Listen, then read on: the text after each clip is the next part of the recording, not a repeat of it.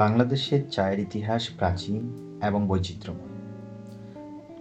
চায়ের চাষ বাংলাদেশে শুরু হয় ব্রিটিশ ঔপনিবেশিক আমলে, যখন ভারতীয় উপমহাদেশে ব্রিটিশরা চায়ের বাগান প্রতিষ্ঠা শুরু করে। 1854 সালে সিলেটের মালনিছড়া চা বাগান প্রথম বাণিজ্যিকভাবে চা চাষ শুরু হয়, যা বর্তমানে বাংলাদেশের সবচেয়ে পুরনো চা বাগান হিসেবে পরিচিত।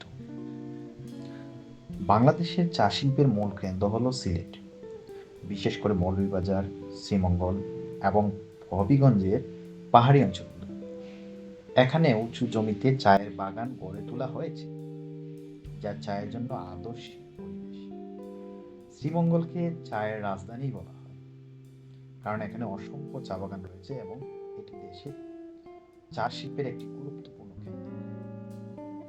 বাংলাদেশের চা শুধুমাত্র একটি অর্থনৈতিক পণ্য নয়, এটি সাংস্কৃতিক অংশ। দেশটির বিভিন্ন অঞ্চলে চা জনপ্রিয়তা পেয়েছে।